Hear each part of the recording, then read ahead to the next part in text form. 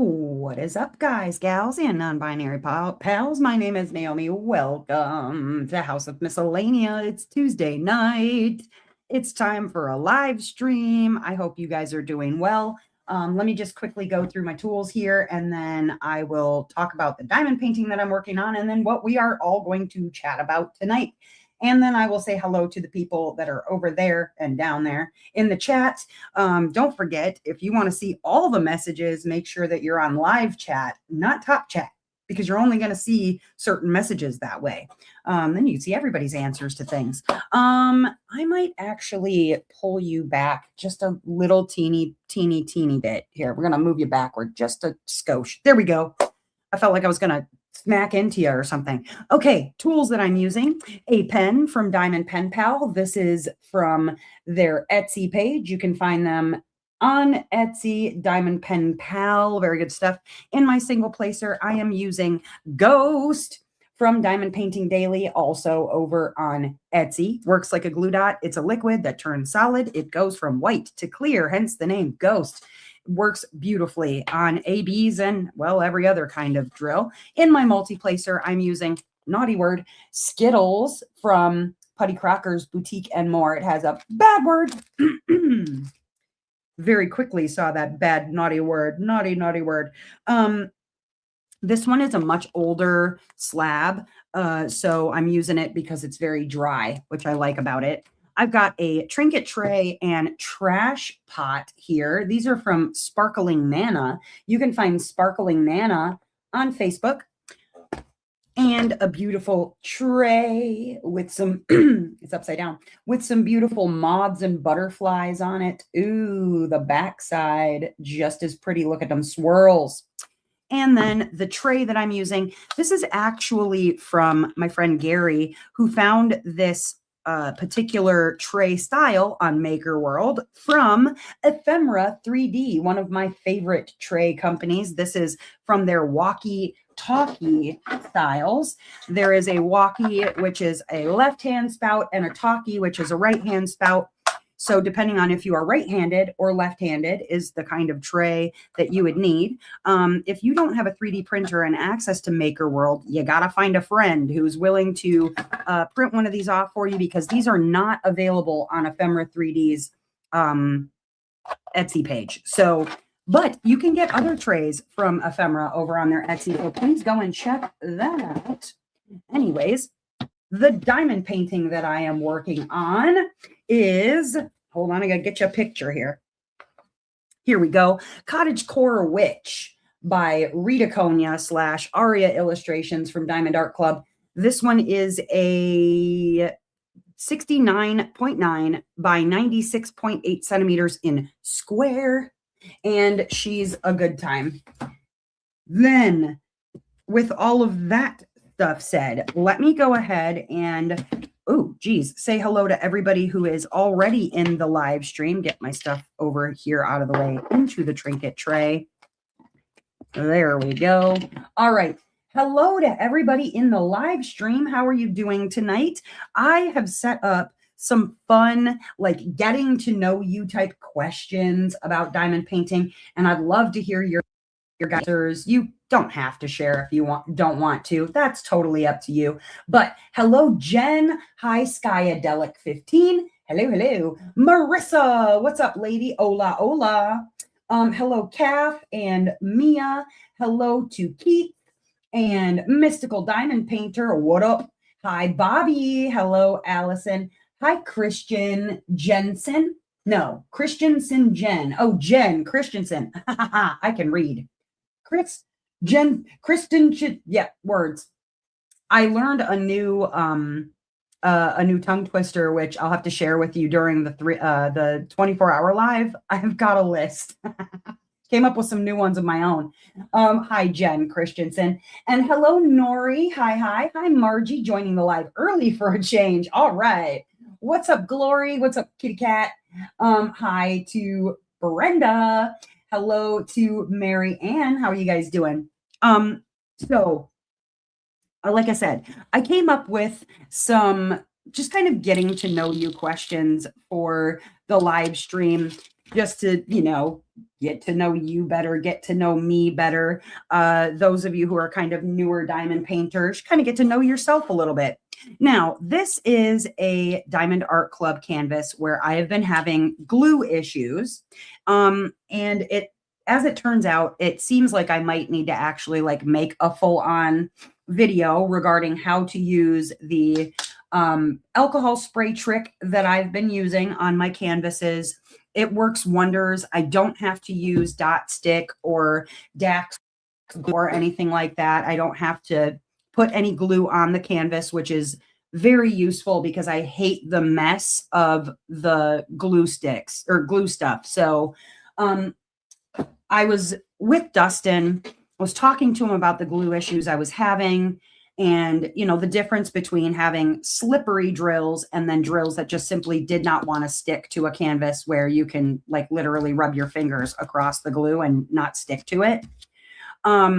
So I was talking to him, I was telling him, the different tricks people use with regard to baby wipes, or some people have talked about putting alcohol on a cotton swab or something like that, and or a Q-tip.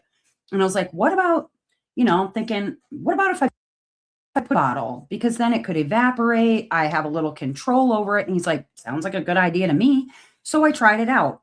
This is 91% isopropyl alcohol, if you're looking for it. I use 91%. I've found that the 91% works better. It evaporates more quickly, and it definitely works very well. You can use other things, like I've used 70% with efficacy. It's fine.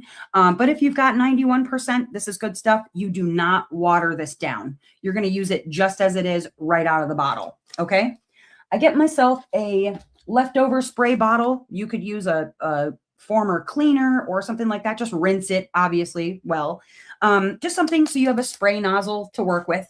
And then what I do is on my little square, I open it up. So you see my plastic here. It always seems to be with the perforated plastic that has the lines.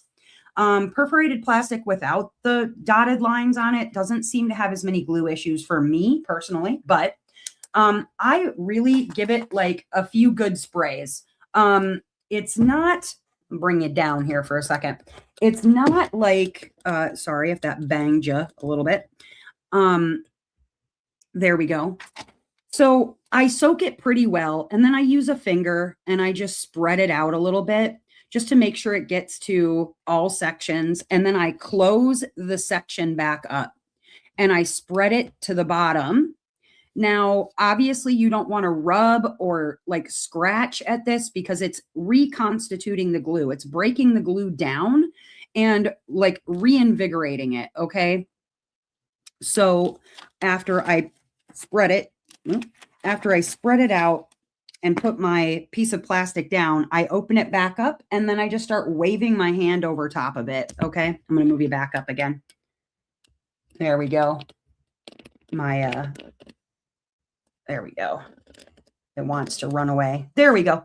Okay. So after that, I just wave my hand over top of it, kind of let it dry off.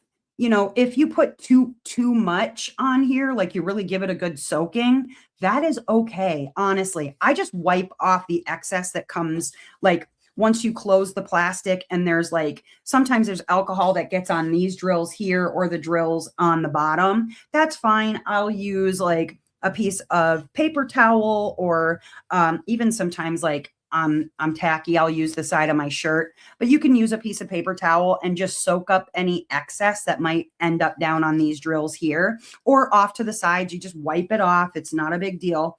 And then open your section back up, and you want to let it air dry for a little bit. You're going to know when it's ready. One, because when you start to touch it, it's going to become tacky again. Because at first it's going to be slippery. It's going to be slidey. You're just going to let that go. Then what you can do is you can test out trying to put a drill down on the canvas. If it lets go right away, it's getting closer. Like this felt slippery. So as it's, yes, kind of ready, it's not quite there yet. Like if I was to try and multi-place a few of these, I bet they come right back off with the putty. Let's see. Let's try it out. Oh, it's ready. Okay. Well, sometimes it takes a few minutes. I'll usually just let it sit open for a couple minutes and it works just fine doing it that way. But you can kind of tell because the drills move a little bit. They don't just stay right where you put them. You can kind of feel when it's starting to like actually set back up again. But now it's very, very sticky. I can't rub my fingers across this. It's very, very, very sticky now. So that has solved legitimately all of my glue issues with my Diamond Art Club canvases. It's a very inexpensive fix. I think this bottle of alcohol cost me $3. I didn't have to do anything messy. I mean, aside from the liquid of the alcohol getting places I needed to wipe off, but when compared to trying to put down the glue and spread it out and wait for it to dry and all of that sort of stuff, this takes no time at all. And it's a very, very, very easy, quick fix. So hopefully that'll help out some people out there if you're having glue issues yourself. Mia says, this has been a night and day difference for my kit. I can't thank you enough. You're very welcome. Very, very welcome. Hi, Shannon. Yeah, I've honestly used this on basically every canvas I've had glue issues on, and I've never had a problem.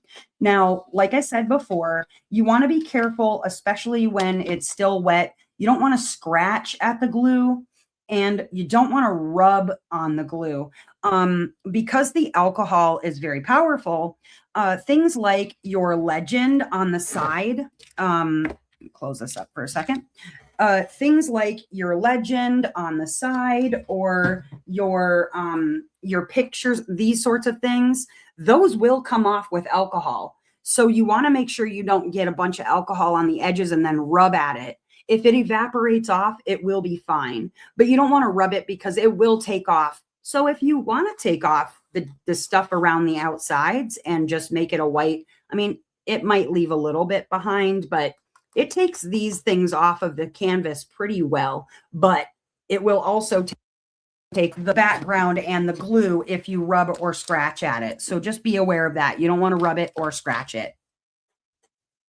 All right. Anyways, so with that said, because I figured I might as well show you since I have had to do this with legitimately, it's been every single one of my like squares on this canvas I've had to glue, like to spray the glue. So figured I'd go ahead and show it off at the beginning of the live to show you how I do it.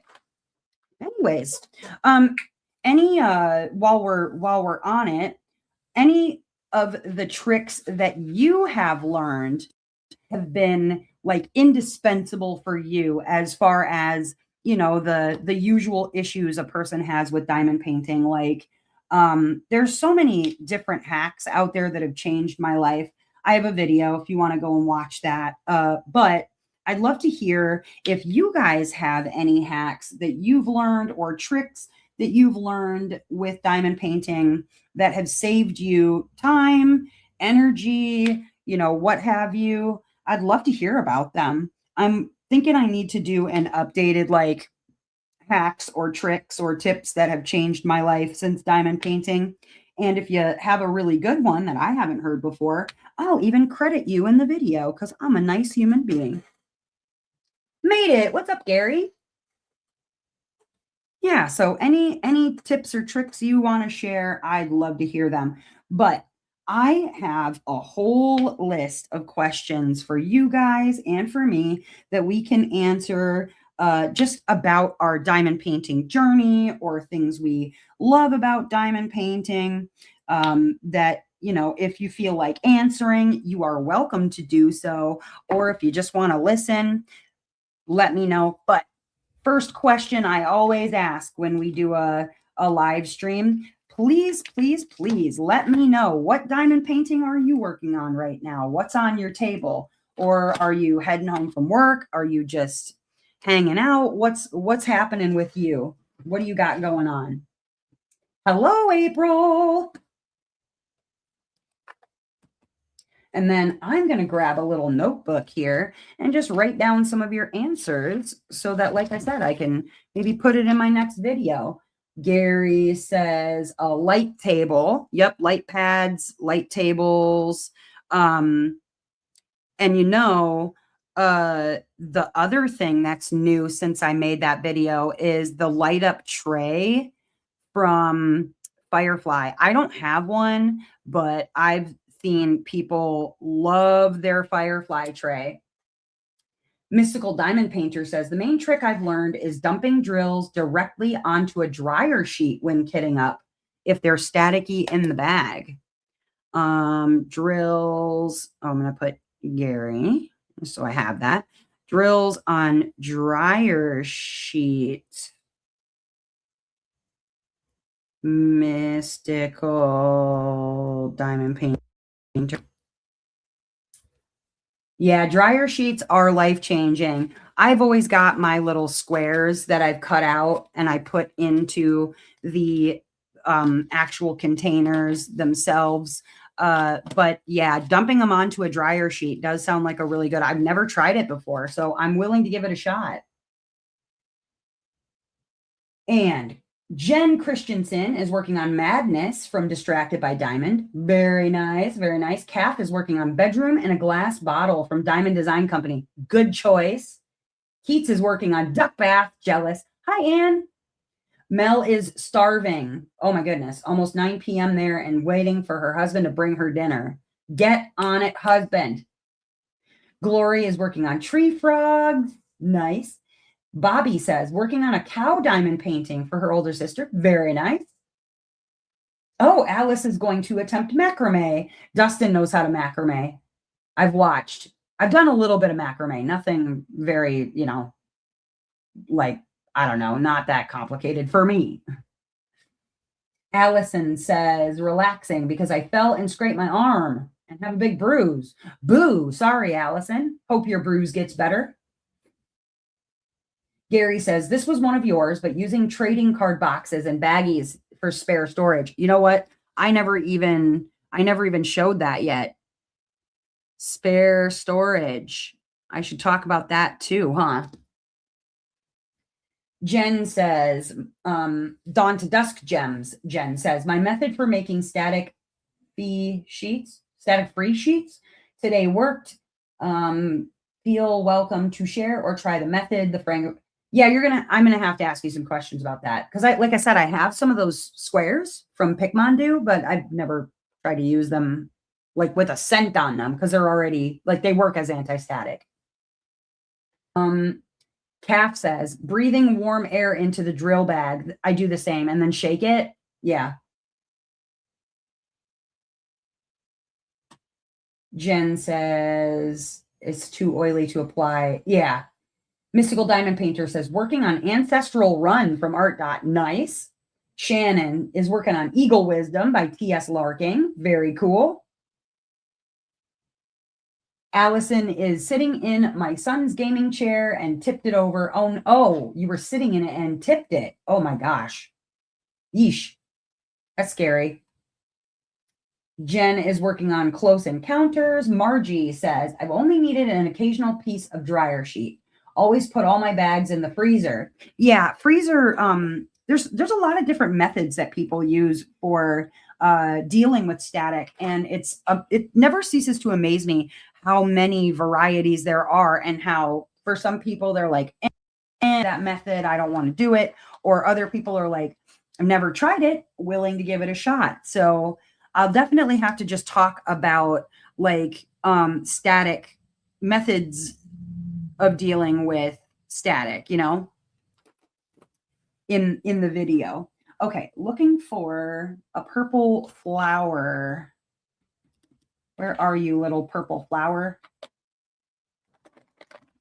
I hate it when you can look at your set of drills like 98 times and not see the color you're looking for. And so you look through like a fifth time, you're about to give up and you're like, seriously, where in the heck is this at? Okay, so I've got questions and for me. I'll answer the questions too. And it is a sort of like getting to know you diamond painting questions that you can feel free to answer or not, whatever works. April just got home from work, about to work on Prideful Pear from Dak. Very nice, very nice. Mary Ann is working on A Woman in a Sunflower Field. Yes, yes. The warm breath, shaky, shaky method works, but me too, Keats. I like that one. Marissa is behind, but she's cooking dinner while she listens. And of course, everyone is calling you all of a sudden. Yeah. Isn't that usually how it goes? People want to start calling and bothering. Okay, I gotta move my light here a little bit. There we go. That's better. It's not creating a glare, right? No, not too bad. Just over here. That's all right. Just scooch it a little bit. Like that, maybe. There we go. That's a little better. I can still see what I'm doing. Okay, so the questions, working on Wisteria, Tigger. Whoop, whoop. Hi, Tigger. Okay, so questions for you and I. Getting to know you. What was your very first diamond painting kit? What was your very first diamond painting kit? So the first one that I ever owned, like for myself, was actually one that I purchased from like a Joann Fabrics or Michaels. This was before Michaels had Make Market, obviously before Joann Fabric stores. And then Hobby Lobby. I was able to get, and now Hobby Lobby, I think, has their own brand as well. So this was back when pretty much all you could find was like Diamond Dots, Leisure Arts, you know, that sort of thing, which I think Diamond Dots and Leisure Arts are partnered in some respects, like that sort of situation. And the very first one that I ever worked on was this set of two wolves, and they were like on a mountain cliff or something. And it was really beautiful, not very colorful. It was computer rendered. I didn't know anything about hand rendering then, nor did I know anything about licensing, but that was the first kit that I officially purchased. Like, well, Dustin purchased for me. And he told me I used to have to do with buying cross stitch kits, and then I'd start working on them. I'd get about 10 lines in. I'd make a mistake. I'd get pissed off. I'd throw it in a bin and I'd never look at it again. So he basically told me, like, listen, I'll buy this for you, but if you don't finish this, I'm not going to buy you any more of them. I was fresh in my sobriety. It was something that I found out while I was in rehab. So I was like, this seems really calming. I'm enjoying doing it. I can work on them when I'm sitting in, like AA or NA meetings, which I did. And so I used to get all kinds of things that I could find at the craft store because at the time I didn't shop online. So, all right, let's see what we got. We've got a Black Cat partial from Diamond Dots. Yep. Okay. An Ugly Planet Earth one from Dollar Tree. Oh no, April. Walmart partial red truck with Christmas tree. Yeah, Walmart wasn't selling them then either when I started. And it had large special crystals. That's cool. Keats says, mine was Sweet Snow White. So you started on a Diamond Art Club. Fancy. Nori says, my first kit was a cheap round galaxy image from Amazon back in 2008. Yep, I remember them days. Maria says, a dream catcher from Diamond Painting Pro. Square. The first was a square drill. Oh my goodness. Jen says hers was a Make Market of cactuses. Bobby says a tiger painting. Alice said Kmart partial birds. Oh, Kmart. Oh my gosh. Gary says first is still easy since mine was so recent. In February, found a Diamond Dots neon wolf in Walmart. Cool. Glory says Amazon coasters. then home craftology for my first couple of canvases. No wonder I stuck with the hobby. Ooh, right? Barbara Thompson, you are my sunshine kit from Amazon. Cool. The only problem was it said you my are sunshine. Oh no. You got irritated and threw it away. Yeah, that pissed me off pretty good. Margie says, pretty new. Gemini by Dakota Dateweiler. It's your zodiac sign. Very cool. So your first is a Diamond Art Club too. You kids don't know how lucky kids, like obviously in a funny way. You kids don't know how lucky you have it. Back in my day, we used to have to climb uphill both ways to do our diamond paintings. No, honestly, if I would have had access to Diamond Art Club first, that would have been so much better. But I've learned so much by working on those really crappy kits anyways. Like you learn a lot about what you're willing to tolerate and what you aren't as far as quality goes. But now that I've, worked on Diamond Art Clubs, I can't go back to the cheap kits. Like it's very hard for me to go back to those cheaper kits. Though I still have lots of old canvases from companies that were using acrylic drills or computer renders or things like that that wouldn't be considered quality nowadays. Like earlier days of buying online from licensed shops. So like I envy those of you who started on a club, but I also feel kind of bad for you because you'll never know the frustration of like legitimately being so angry at a diamond painting that you throw it away. Anne says, my first was a gift. It was an unlicensed baby Yoda. Okay, from maybe Amazon. Never heard of diamond painting, but my friend knew I liked the character. I fell in love with the craft. Yeah, that's a good way to go into it.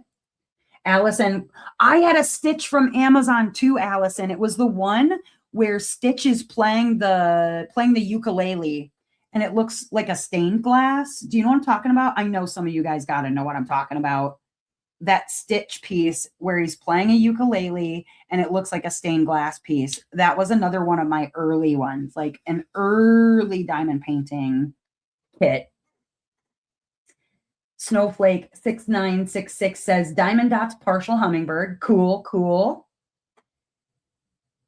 Mel says my first was a make market of a wreath that you bought but didn't actually touch until a year later and been obsessed ever since. Yes. Dana says first was coasters from Amazon, then purchased distracted by diamonds ignoring passion. Very nice, Dana. Mystical Diamond Painter. I genuinely don't remember because it was in 2019. I think it was a painting with diamonds or something like that. Maybe AliExpress. Okay. Mel says diamond paintings are like people. Some are just better quality. Others are garbage. That part. Very much that part. April says, how long did you say you've been diamond painting? Okay, so a little bit of backstory.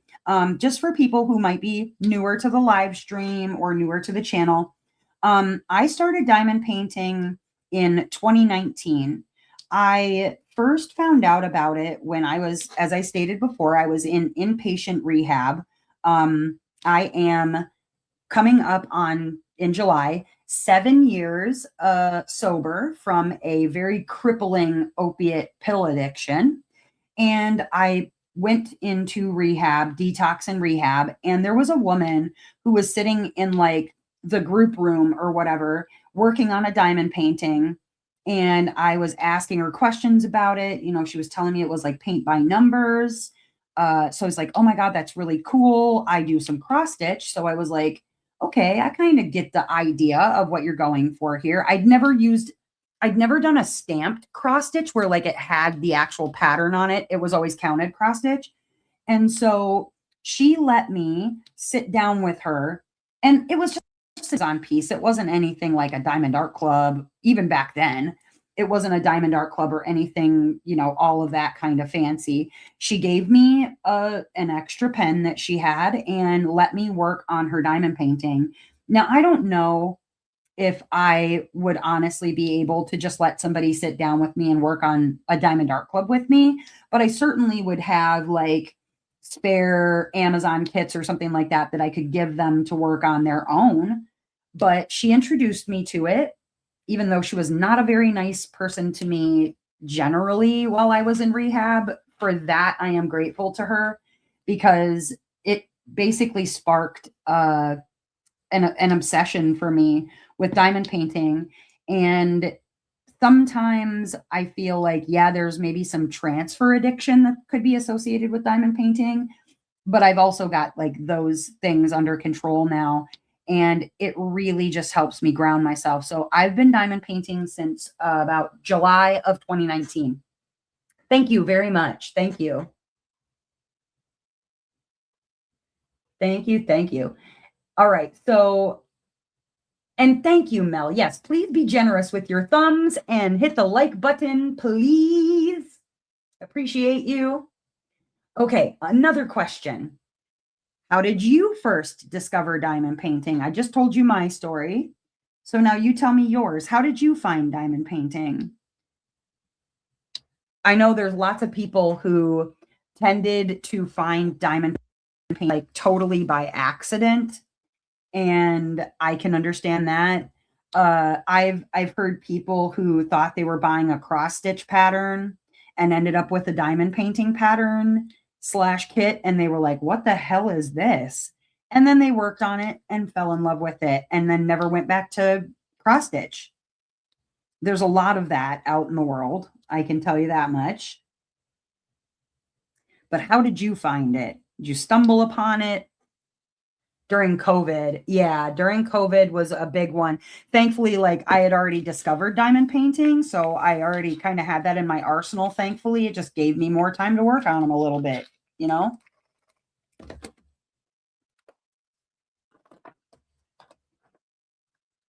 Ads on Facebook. Oh, okay. Picked up the first kit as a Christmas present, ads on Facebook. Glory says, I ignored ads on Facebook for years. Don't know why I decided to. Yeah, if you're artsy and craftsy, your algorithm just kind of throws more arts and crafts at you. Definitely. Saw diamond paintings at Michael's. Cool. April says, congrats on your sobriety. Thank you, April. Started after my girlfriend bought me a cheap kit to see if I would like it. I was struggling really bad mentally at the time. You know what though? That's another thing too. When you have mental health issues, like this helps a lot. Oh, you did Disney color by number, Keith. I see. Gary says, I always hit the craft section when we do grocery shopping. Okay. Marissa fell in love with it randomly, finding it on Amazon, even though it was rendered terribly and the drills I went, right? Absolutely. Margie's a cross stitcher many years ago. Diamond painting eliminated the bloody fingers. Yes. Nori was browsing on Amazon to see if she could find crafts she could do in a small college apartment. That's really cool. Very, very cool. Yeah, the bloody fingers from the cross stitching, just poking yourself constantly. Okay. Now, now that you've been on your journey, maybe for a little while or a long while, do you think of yourself more as a squares person or as a rounds person? Now, I got to be honest with you. When I first started diamond painting, I was a rounds only person. In fact, shopping with Diamond Art Club, I was a rounds only person. And that was because I had tried a kit that was like a team. Well, at the time it was Amazon, an Amazon budget square kit, and nothing fit together. The drills were absolute garbage. The render was awful. Like it was not a good piece. And so I swore off of squares because I was so frustrated by my first experience with squares that it wasn't until early 2023, so 4 years after I started diamond painting, that I was finally willing to try a square diamond painting. And my first square set, I should say, was the museum set from Paint Gem, because I knew I should probably start a little small. And basically working on a kit where the drills actually fit together. It wasn't, I mean, the Paint Gem does have kind of trashy drills. It was nothing compared to the one that I'd worked on. And to have them fit together so nicely, I was hooked. I was hooked on squares.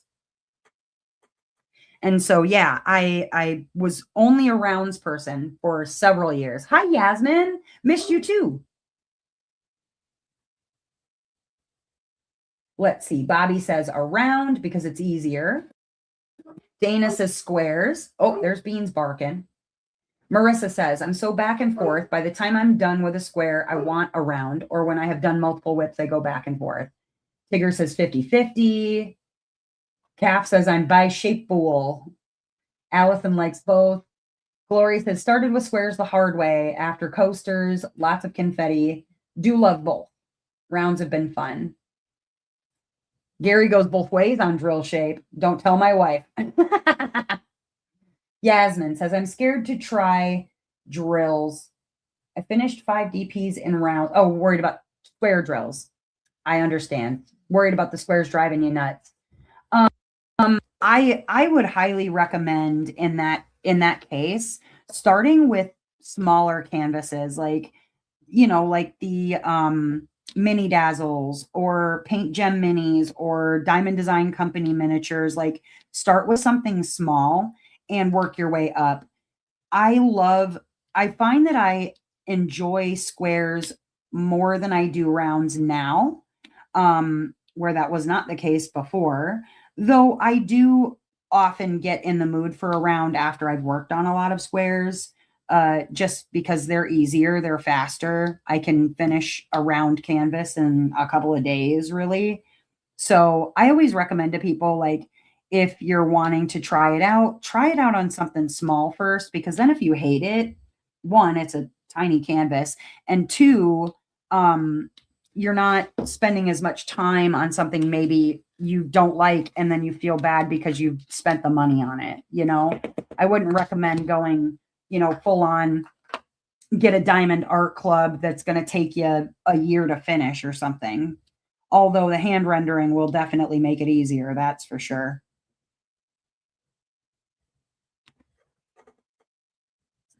Jen says, I like how rounds seem fast, but I like fitting squares together. Yeah. Hi, Shelby. Shelby says, I enjoy anything. Maria says, I started square, so round was an adjustment. Yeah, with the gaps. Yes, yes. Okay, next question. Okay, this might be an easy one for people to answer, but what is your favorite diamond painting brand? And let's go ahead and, for the newer people who might not be as familiar, why don't you go ahead and give me your top 3 to top 5 companies that you like to work with?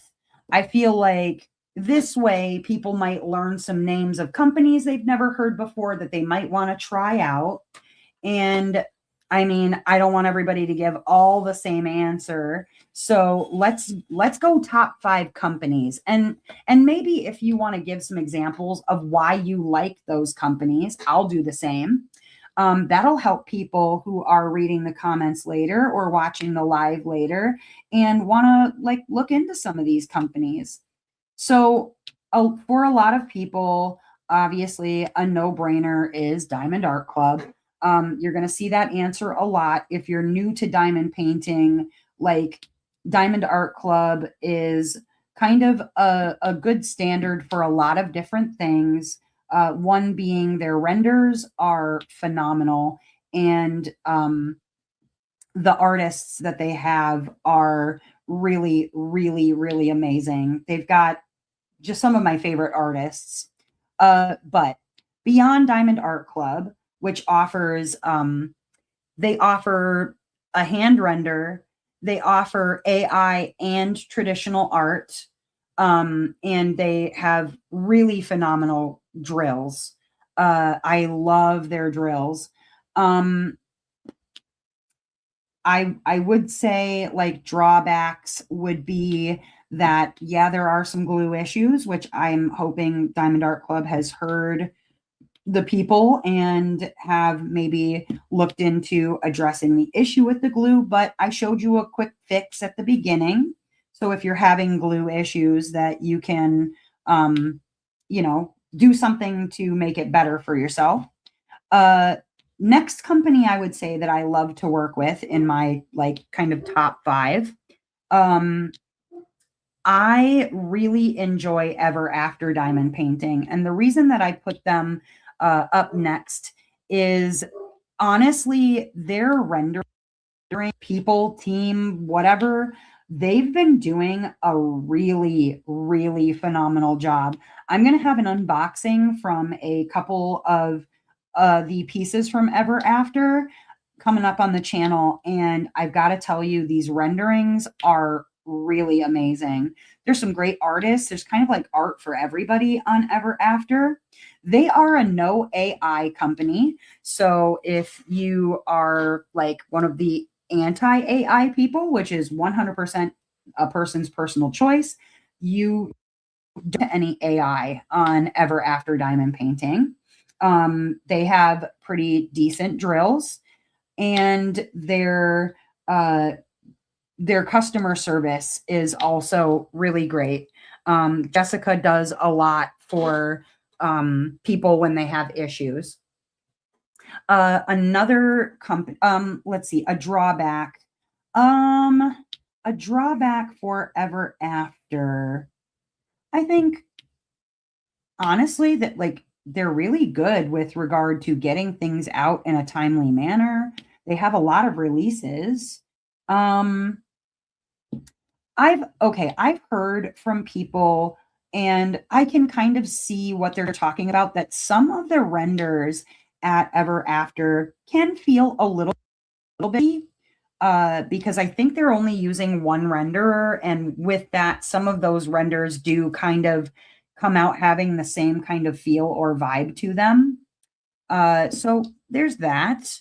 Um, Other than that, like she's always offering some sort of a sale or a discount where you like buy two get one, or buy three get one free, buy four get two free, or something like that. Like she's always got deals happening. Um, let's see, another company that I really enjoy. Uh, I Captured by Radiance. Captured by Radiance is a company that offers hand rendered kits. They're no longer doing computer rendered kits or hybrids. They are using two different manufacturers now, both of them very good. They offer both AI and traditional art. So if you don't have a problem with AI, they do offer it there, although they do mark very clearly which artists or art is AI. So you're not like left curious or wondering. Um, so I'm really, really loving Captured by Radiance. They also have right on their canvases a 100% satisfaction guarantee. So if there's something that you're not loving about your canvas, absolutely, they will make it right for you or try to make it right for you. And I do love that about the company. They are, excuse me, the first two, Diamond Art Club and Ever After, are considered US companies because the base of it is in the United States. Whereas with Captured by Radiance, they are a Canadian company. So if you are in the land of Canada, you can get yourself a Captured by Radiance canvas. And in some cases, I don't remember the exact amounts, but I do know that they offer some free shipping too. So something worth looking into. A lot of really phenomenal artists over there.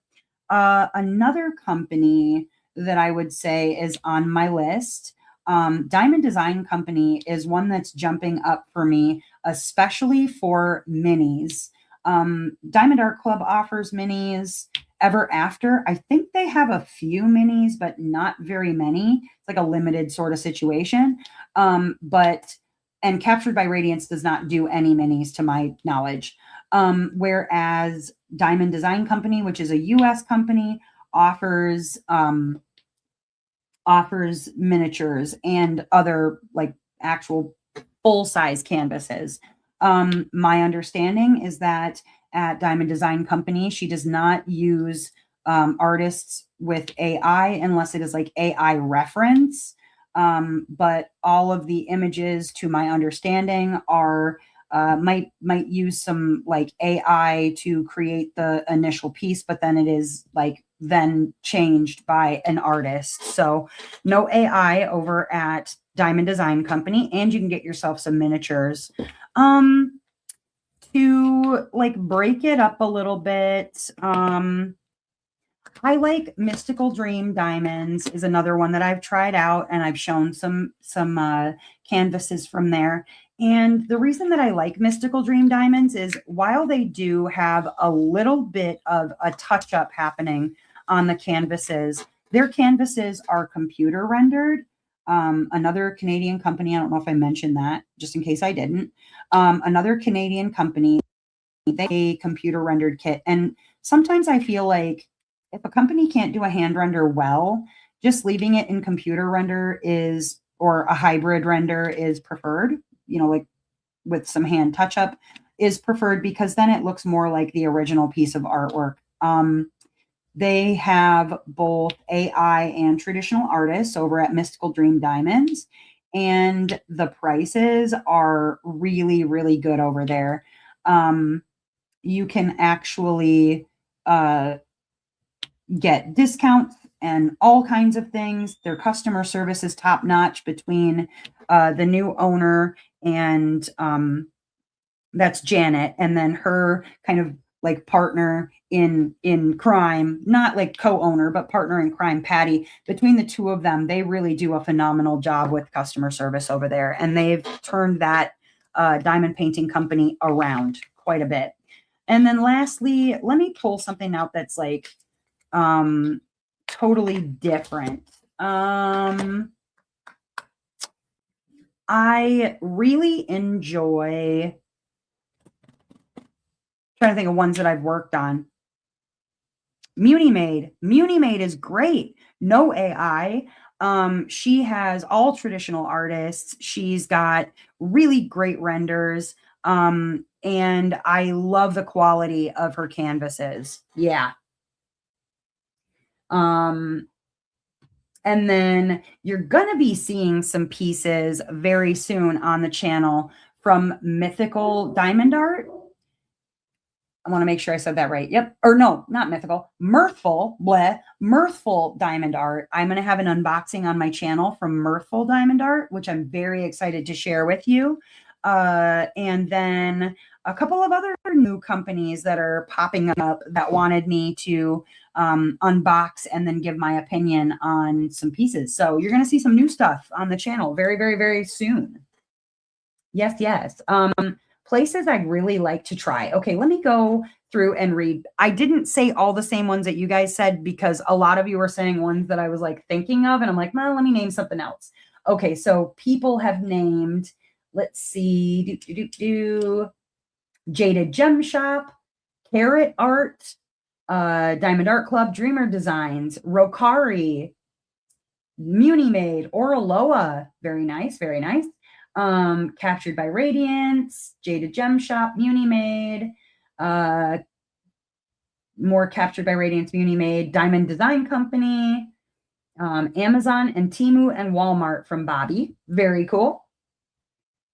And the ones that I listed, Bobby, absolutely no judgment. I know not everybody can afford licensed diamond paintings. So by all means, if there are some specific shops that you know of through Temu or AliExpress or Amazon, those sorts of places, if there's some really good companies that have really great quality from there where they're not doing stolen artwork, then by all means share what you know, because not everybody can afford a licensed diamond painting. I completely understand. I always encourage people to check out D-stash groups on Facebook. If you can't afford licensed diamond, sometimes you can find people who are selling theirs for really, really, really good prices. So you can try out some licensed art without having to pay like an arm and a leg for licensed stuff. So just a thought. We've got another Jaded Gem Shop. Captured by Radiance, Distracted by Diamonds. Okay. Diamond Art Club, Recently Loving Starry Night Studios. That's not one I'm familiar with, Dana. And let's see. Dak Dreamer Designs, Diamond Artisan. Didn't care for it. Oh, Diamond Art Gallery is another one that I've done recently. Really enjoyed. Hoping to try MDD Ever After, the one with the diamond art. The one with the diamond art is another good one.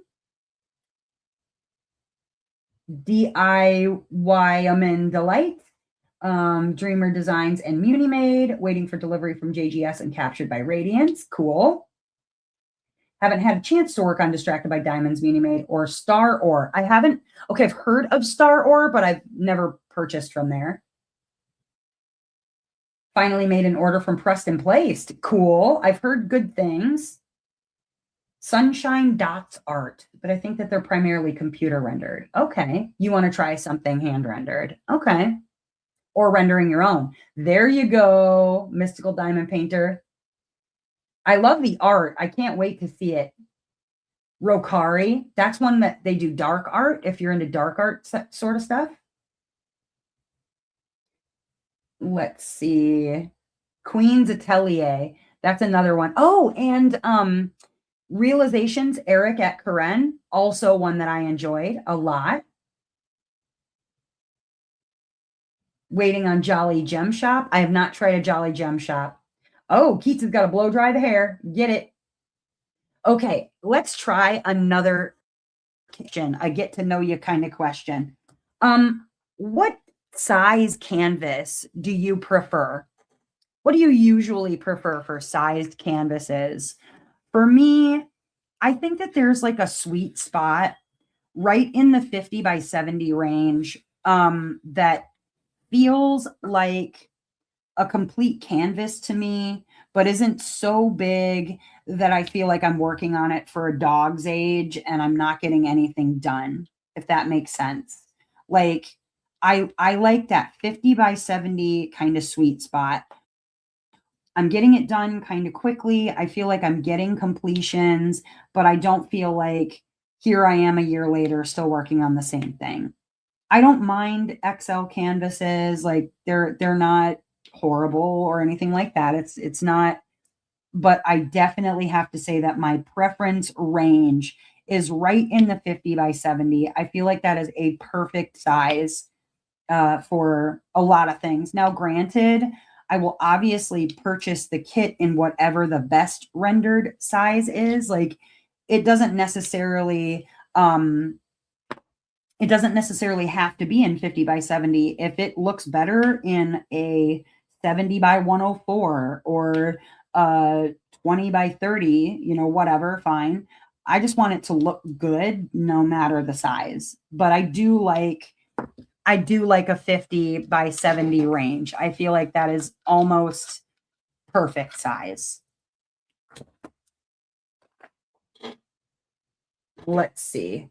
We've got whatever fits the image best. Oh, the Star Ore is hand rendered. That's cool. I would love to try Jaded Gem Shop, but need some guidance. Makes me nervous. Brenda, hit me up. I'll help you out. Any questions you have, I'd love to help you. Let's see. Working on a bunch of renders at the moment. Won't be ordering until closer to August because I do not want to have a bunch of inventory. Yeah, moving, that's never fun. Marissa, Diamonds and Thought says, recently I've been craving smaller canvases because of limited time. Yes. 30 by 40 diamond painting. Okay. Gary says, I tend to go bigger since it feels like the pixels are smaller in relation, so it renders better. Yep. Jen Dawn Dust Gems says, I like canvas, preferably brunch lunch size and up. Yep. But what is like brunch or lunch? Like not snack size, but like light lunch. What does that look like to you? If they're landscape oriented, though, I hate turning them on their side. Yeah, I hate turning them any direction rather than up and down. Glory says, love a 22 by 28. So a 50 by 70. Yeah. April says, just remember the name of a Temu store that has pretty good quality kits. It's called Center One. I've heard that. I've actually heard that, April. Heart House. Want to add on where to find canvases. I just found a Miss Holly on Poshmark. Um, so be aware, Heart House, I've noticed some of the people that are selling on Poshmark, they're selling like unlicensed stolen artwork. I've thought about and I know this sounds bad. I've thought about actually like reporting those people because I know Poshmark is supposed to be name brand things, right? And so if it's not Diamond Art Club, Miss Holly is not licensed with anyone else that I'm aware of. I mean, I could be wrong. I could be wrong. So look into it if you want to look at the piece. But a lot of times on Poshmark, it's people who are selling like Temu kits that they purchased that now they're trying to resell as something better. I'd also be like wary of Mercari because people do the same thing there. Like they'll sell a kit as licensed when it's really not licensed. So something you might want to look into.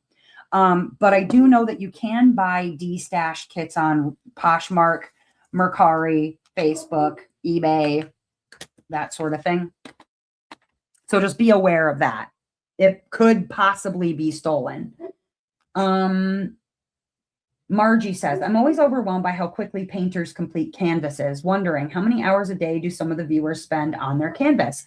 I will answer that for you and ask that in just a moment, Margie. People like a mid-range size, bigger ones for Shannon. Hi, Amy. Dana says, I like the big ones. Love the detail in 70 by 90. Yes. The DAC 13 by 13 inch canvas. What is that in centimeters? Centuron is Temu's high-end company. Thank you, Marianne. It's DAC. Oh, okay. So they're, oh, okay. Got you. Is it, what's the price on it? Is it like a good price range for it? Like as a resale? If it's a good price range, go for it. The thing that I don't like about Mercari now is when I first started buying on Mercari, you could find DAC canvases for 25 bucks each. Like you could buy a bundle of them for 100 bucks. And they really DAC, and you didn't have all these extra fees, and the seller didn't have all these extra fees. Like I miss the earlier days of Mercari when it wasn't all like, okay, I'm going to sell this to you for 140. I'm only going to make 70. And then you're going to have all these other extra fees once you get to the checkout process. Like I hated that. So Poshmark is another kind of like up and comer. I'm sure they'll eventually add fees to things and whatever. But if it was a good 22 centimeters. Okay, that's not bad. So a little-ish one. 13 inches is 33 centimeters. Oh, okay. Okay, so Margie asked a question for everybody, and I liked it. Let me go back to it here. Margie says, I'm always overwhelmed by how quickly painters complete canvases, wondering how many hours a day do some of the viewers spend on their canvas? So for me personally, it depends on the day. Some days I'll have more time. Some days I'll have less. I can tell you like on a smaller scale, because it's easier for me to go smaller scale, because I can't tell you like a painting this size could take me 2 weeks, but what does that mean in hours, right? Because if I'm dedicating 8 hours a day to diamond painting every single day, then 2 weeks actually isn't a long time, but it's a long time. A 10 by 10 centimeter square like this, or a 4-inch by 4-inch square, generally takes me, depending on confetti, of course, anywhere from 45 minutes to an hour and a half. If it's higher confetti, obviously it's going to take me closer to an hour and a half. If it's something a little closer to color blocky, might only take me 45 minutes. Of a square this size, 4-inch by 4-inch. So then when you kind of like, let's say it's a 50 by 70 canvas or 5 by 7, which is 35 square or 35, wait, 5 times 7 is 35. So that'd be 35 squares, right? Am I crazy? 1, 2, 3, 4, 5, 6, 7, 8, 9, 10. Yeah, 35. So 35 squares. And then let's say it's taking me about an hour a square, 35 hours. If I can commit to 8 hours in a day to diamond paint, I might have finished 2 rows in that time, depending on a lot of factors, like I said.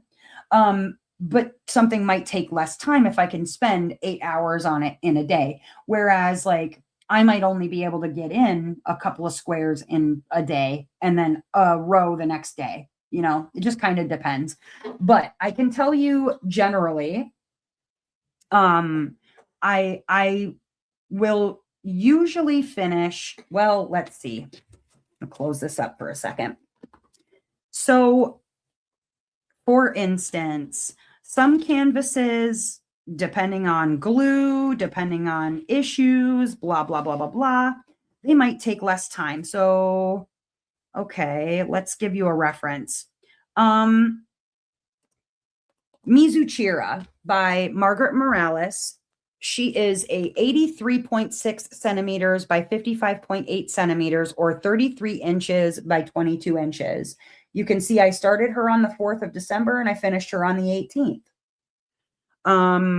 Some kits I might finish in a couple of days. Some kits might take me a full month, depending on, did I put it on the back burner for a while? Did I, like this Purity took me 8 days. But I'm guarantee you on those days, I probably had more time to sit and devote to actually painting. For those who are not aware, I have a 24-hour live stream coming up on the 30th of May. That's a Saturday. I will be on this channel live stream diamond painting for 24 hours straight. I don't stop, but maybe for 10 minutes for a quick pee break. Or I might stop to do like a tarot reading or a prize giveaway or something like that. But for the most part, I am sitting here. I am diamond painting for 24 hours. So you all are more than welcome to come. I'd love it if you did. It should be a great time. And I hope that you'll be there. If you can't be, that's totally okay. You can always catch it on a replay. The second half always seems to be more fun because that's where everything kind of goes off the rails for people and me.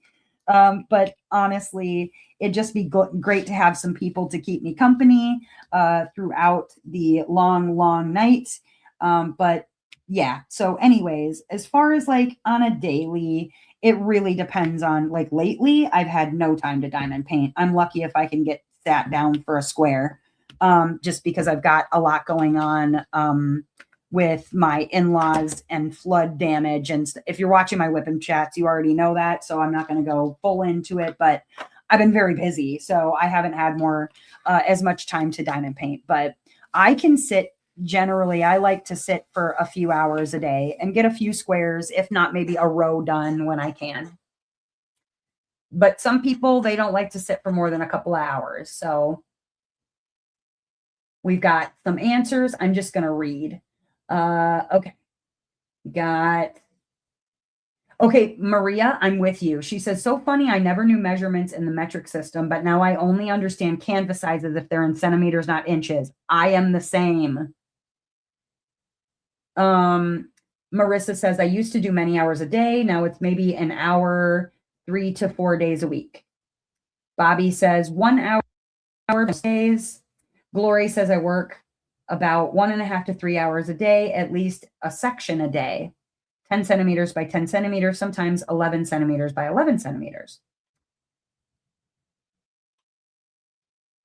April says, at most, I spend like 2-ish hours, still pretty new. So I average about an hour per 4x4 inch section. That's very good, April. Dana says, I think the people that have YouTube channels have to do more per day because they have to provide content. Yeah, that's true too. It can take me a couple months to finish. And as you're reading through these answers, a couple hours a day to 8 hours a day or whatever, the speed that you go at right now is the correct speed you should be going at. If you're enjoying what you're doing, if you are finishing at a speed that feels comfortable to you and you're happy with, that is amazing. And that is exactly how fast you should be going. It is not a race. Nobody wins how many canvases that they finish in a year. I'll tell you what, I finished last year, I finished like, I don't know, 60 canvases, something like 50, 60 canvases. Nobody handed me an award at the end of that year. So it's really more about enjoying yourself while you're working on the craft. And I mean, sure, it'd be nice if somebody handed me an award for finishing canvases, but like, that's not why I do it. I diamond paint because I love to. And sometimes I just get very, I don't want to say fixated because that's kind of like can be construed as negative because I have autism. So like the fixation feels like an obsession and a bad thing when stated in that way. But I do, I tend to really get into a groove on what I'm working on and I love it. Now, are there ways and methods of Workster on diamond paintings? Like if you wanted to get faster, there are. If you're interested in knowing the ways, then, there's other YouTubers out there that have instructional videos on how to use your multi-placer as a single placer and that sort of thing. But honestly, whatever speed that you're going at right now, if you're happy and enjoying the craft, then that really is all that matters. And you're absolutely right. Content creators, we tend to move a little bit more with a hustle because we have to put out content. Sometimes that does make a huge difference. It really does. It's not a speed thing, it's a guilt thing. Sure. Somebody definitely should have handed you an award. I wish it didn't happen though. That's okay. And to be fair, the canvases ranged in sizes. I had some small ones, but I had several really large ones, like up in the, 105 centimeter range. Because I like to do a lot of different large ones, small ones, whatever works. But I think that my guilt, if there's a guilt that's associated with it, is probably around the fact that, like, okay, I have a stash, right? Many of us have stashes. And when you're moving really, really, really slowly, you're not getting to those canvases very quickly. And then it starts to feel like, it can start to feel like excessive consumerism. And then I feel like this really is a hobby with a lot of waste, and it's a hobby with a lot of that like consumerist kind of feel to it. Like you can get yourself in a rabbit hole of this like kind of have and have, oh, this person has 1,000 pens and I only have 2, or this person has 1,000 paintings and I only have 10, or this person has every kind of tray known to man and I only use the same one every time, or whatever. Like it can feel very consumerist in that way. And there is some envy that does get tied up in it. And anything that makes you feel worse about a hobby that you're doing because you're trying to live up to someone else's, like, I don't know, pie in the sky, Joneses, kind of trying to keep up with the Joneses sort of deal, then it's for the wrong reasons. You know what I mean? Do it because you love it. Do it because you love the image. Do it that you love the artist. You love the way that it feels to put the drills down, the meditation that goes along with it, like all those things. Do it for those reasons. If you're doing it for any other reasons, then might not be the right reasons. Now, granted, it's not far be it for me to judge anybody who does it for any reason that they do it, but that's how I feel for myself anyways, I guess. But anyhow, okay, next question. Do you work on one kit at a time or multiple? Do you work on one kit at a time or multiple? Now, I have multiple whips or works in progress, as we call them. I have a lot of works in progress. I used to, and if you have multiple whips, tell me how many. Don't you lie, you hoe. Don't you lie, you hoe. Tell me how many whips that you do. I was at a point where I did have like 12, legitimately 12 whips going. And for me, that felt awful. One, because I felt like I wasn't getting anywhere. I wasn't getting anything. And not that it's all about the finishes again, but I do want to feel like I'm making progress. I don't want to feel like I'm getting nothing done. And so when you're doing like, okay, I'll do a row on this one and then a row on this one and a row on this one or whatever, or jumping around or back and forth, it was taking me 2 months, 3 months to finish a canvas because I was working on 12 canvases all at one time. And so I really needed to like legitimately bring that back. So now I currently have, how many whips do I have? This one, two, three, four. I have 4 whips right now, active whips that I work on. I'm going to be adding in a couple of more as we come into the Gods and Goddesses event and that sort of thing. Like, I'm going to have more of them. I already know. But by then, I'm hoping I should finish 1 or 2 of these. So I'm not too worried. Not yet. Let's see. What do we got? What do we got? 3 at a time. Gary says just 1 at a time. Marianne says 2, sometimes 3. Kath says I try to stick to 1 or 2. Jen Christensen says I usually have around 4. Okay, that's a good number. April says, okay, LOL. So it was 6, but I kitted down 3 of them. Okay. I mean, no judgment. I'm just curious. I know some people who have 30, so Jen says, I have 4 whips plus a mini dazzle set in progress, plus 2 additional ones kitted, but no drills. Okay. Glory says 2 whips is my usual. 1 square, 1 round, plus 1 small project, coasters, cards, gifty boxes get most of my attention. Okay. Oh, Gary says, you told a lie. For cottage core, I had Mystic Rose and the Magical Farmland going. See, 2. Shelby says, I'm blanking. Is God's Goddesses June and July or July and August? It's June, July this year. Dana says, 1 kit. My mind won't handle more than 1. And that's true for some people. Like, that's a lot to kind of try and focus on. And I'm telling you, if you want faster finishes, having multiple whips is not the way to do it. I learned that the hard way. But it's like, I just wish I was able to work on 4 kits at one time, like on the same table. I just need more arms is really what it is. I wish I had more arms to work on more canvases because I love getting them done and seeing what they look like when they're finished. And you know what I mean? I feel like, and I talked about this before, I feel like when you finish a canvas or like you're working on a canvas, like that's the lucky canvas that gets to be worked on. And so I feel very,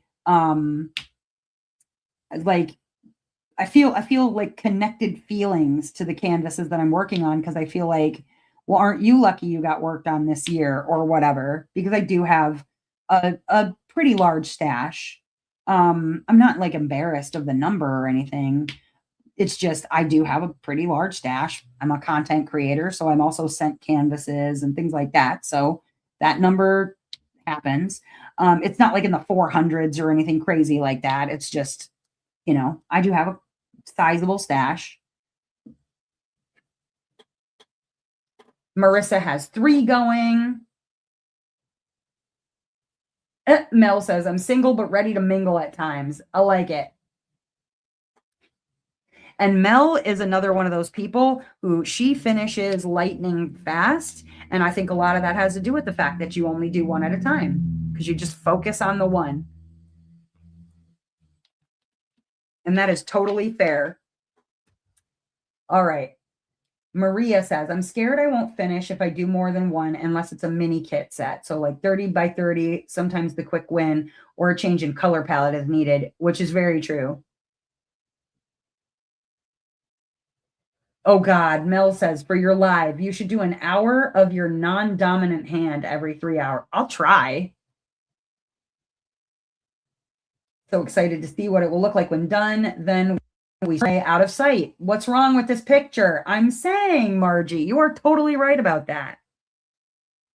And the thing is, like, I wish that I had people in my life. Like I was talking to Shannon, who's in the live stream. I was telling her, you know, I'm kind of jealous of the fact that she's got friends and family to like gift her diamond paintings to, because mine end up in my Nick Pro bag, which is where I store my completed diamond paintings. And then I kind of never look at them again. Now, granted, I'm not throwing them out or, you know, whatever, because eventually I do want to put some of them in frames and hang them up. My Moraleses, especially, like those will need to be framed and hung at some point. The ones that I've completed and the ones that I've yet to do eventually will be framed and hung. But like, yeah, I feel bad because I put them in a bag and they go under my bed and then I don't see them again until I decide to put them in a frame or something finally. And yep. And then, you know, the other part of me is like, I did diamond paint and I began diamond painting because I like the process of it, not just the finishes. So there is that. I'm enjoying the process of diamond painting a lot. And so I did get the hours of enjoyment out of the ones that I've completed, you know. Only have room for one at a time. Yeah. Tigger says 2 at a time. However, for the first time I had 3. Now I'm almost down, or now I'm down to 2. Nice. Okay, next question. What's your dream diamond painting to complete someday? Some people call it a rainy day stash. Some people like me, I call it my flavor saver stash. What's a kit either in your stash or one that you hope to get that you hope to complete one day? I have a few, honestly, because you know, I've got some really good ones in my stash that I'm very proud of.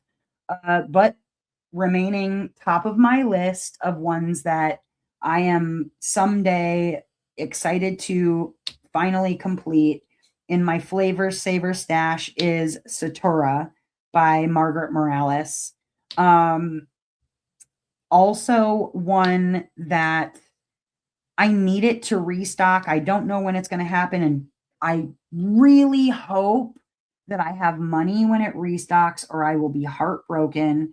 And that's, and can I be honest with you guys? Like I was thinking about this the other night and I was talking to Noelle, which I don't know where she is right now, but I was talking to Noelle, and even more than wanting Trin Persephone, I want Trin's Fairy Mermaid, the one that looks like Zelda. That is on my, like, right now, it's a unicorn for me, even though it's not archived. It's just out of stock. But Fairy Mermaid is very high on, like, almost, yes, even higher than Trin's Persephone on my list of kits that I really badly want and want to complete. So you guys tell me what you got. Okay, we've got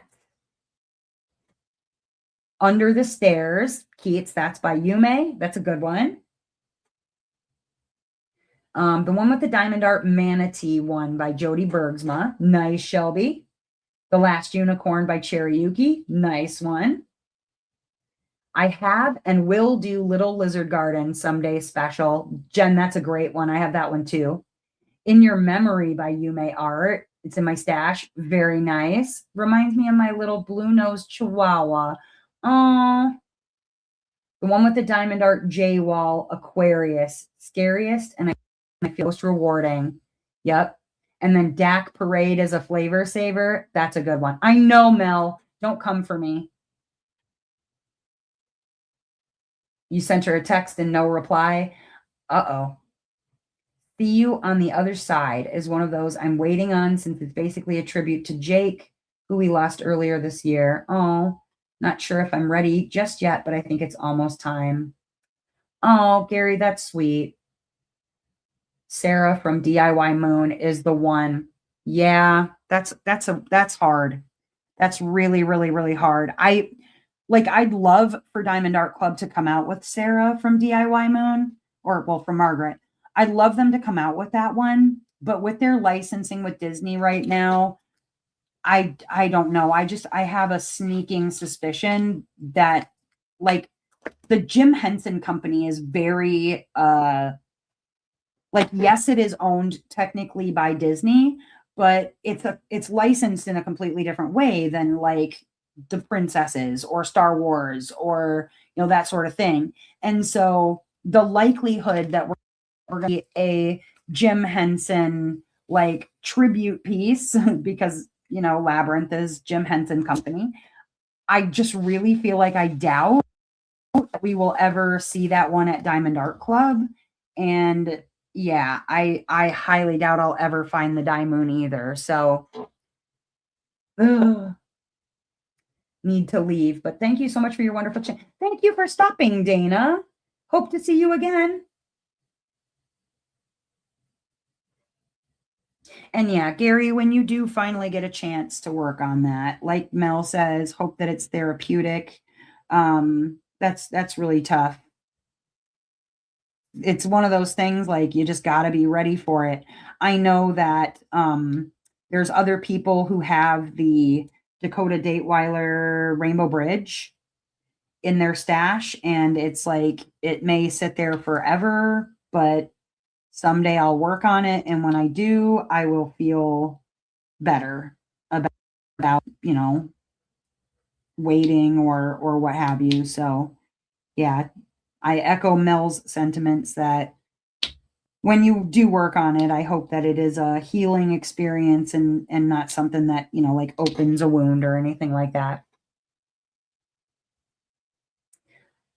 You sent it to licensing so many times. Yeah, and they've ignored it. Yeah, absolutely. Okay, so here's a question, which I'm sure I already know my answer to.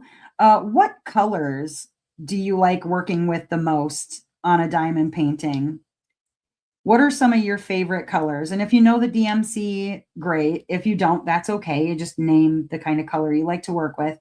Okay, we all know, and stop laughing at me. I tend to enjoy blue canvases. I've got a bunch of them, right? But I really feel like that just kind of anything jewel toned, like, cranberry reds and beautiful greens, like emerald and Kelly greens and blue tones and just yeah, I love jewel tones and rainbow on a diamond painting. Um, Honestly, there have been some others that like were not in that realm that I feel like really surprised me. Like I've worked on Purity, which was very beige and pink, and I did not think that that was going to be something that I was really going to enjoy, and I did. But I do love me a blue canvas. Y'all have seen it. It's a thing that's real. It's a problem that's real. Um, yeah, I just love me a blue canvas. I don't know what to tell you. And green, blue and green. Glory says all colors. Can't think of a color I don't prefer. Cat says pink. Oh, Tigger was getting a hold of Noelle, so Noelle should be on the way. Pink anything. Gary says 3 tack. Oh no. Shelby says purple and blue. April, I'm going to have to look up the See You on the Other Side because I'm not sure I totally remember it, but your wife cried when she saw it. Oh no. Greens and teals, Keith. Yes. More good colors. More good colors. Very, very good colors. I think that's probably the other reason why I'm like, I need Mermaid Princess so bad.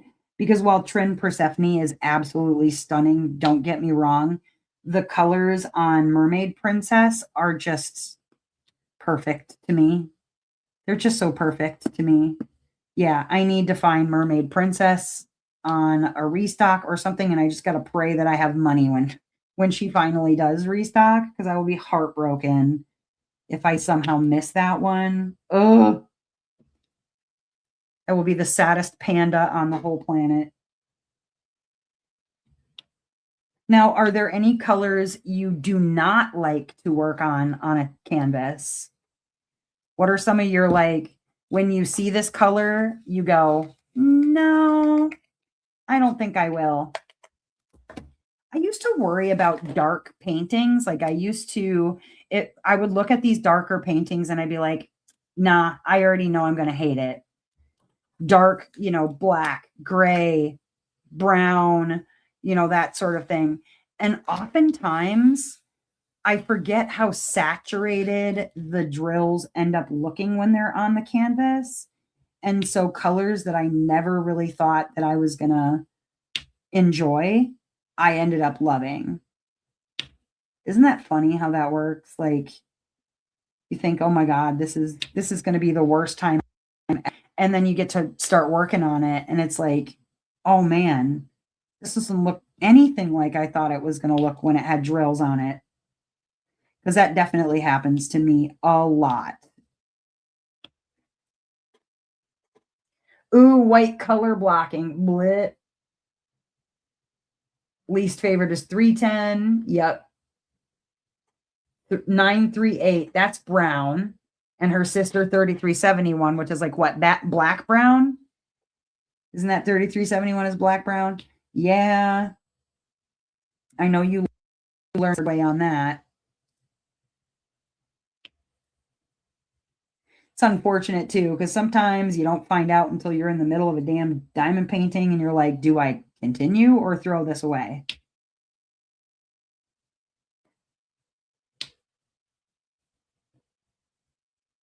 And I suppose, that kind of begs the question to you guys.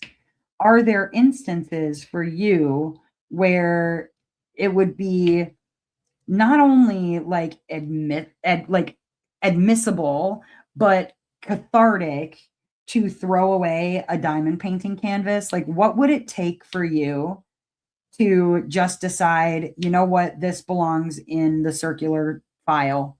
This belongs in the garbage. Like, what instance would it have to be for you to throw a diamond painting away? Is that acceptable to you?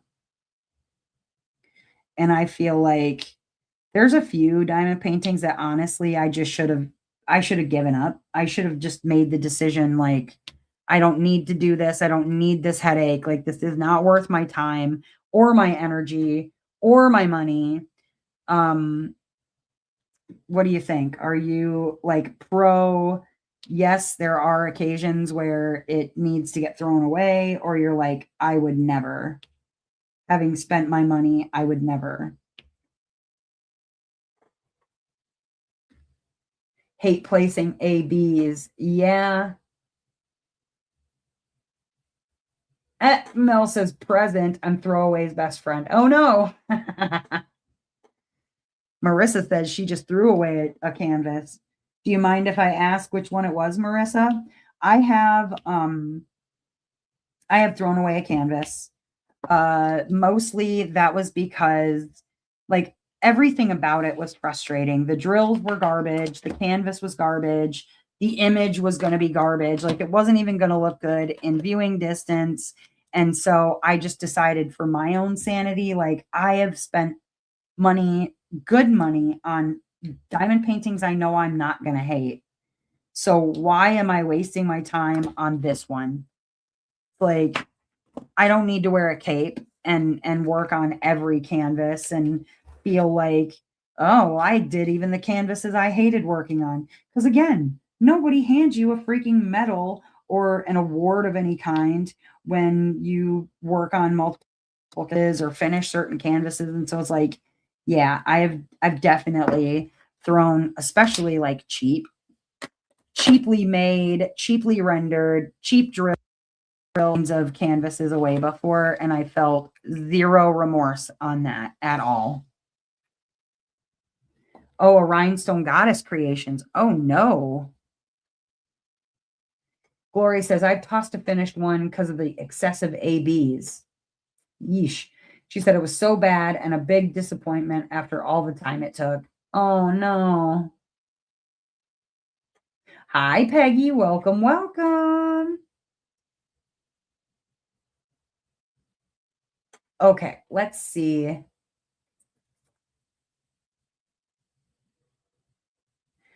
Do you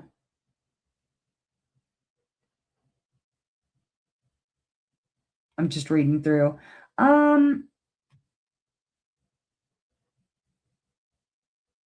What do you consider to be your biggest diamond painting accomplishment? Not necessarily like the size of the kit, like, oh, I finished this one that was, 120 centimeters or something like that. Not necessarily that, but what do you can your biggest diamond painting accomplishment? Uh, Maybe you finished a kit that you hated and did anyway, or you were able to pass up on a drop that you really thought that you were going to end up buying from, or maybe I don't know, like what do you consider to be your biggest diamond painting accomplishment?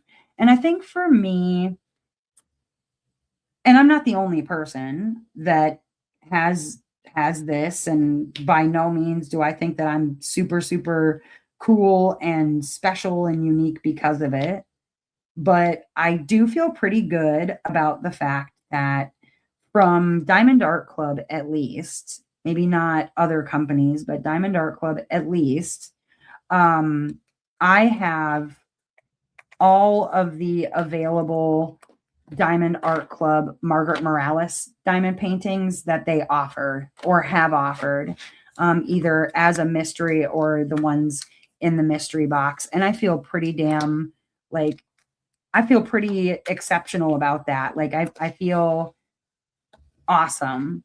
Um, because as far as like DAC artists go, she is my absolute favorite. And I'm really honored that I have all of her pieces that she offers through Diamond Art Club for that reason. Like I know that I've supported the artist, and I know that like sure, there's lots of people who can brag this same brag, but not everybody can, and I feel pretty good about that. You know? I feel pretty excellent about that. Hi, Peggy. Again.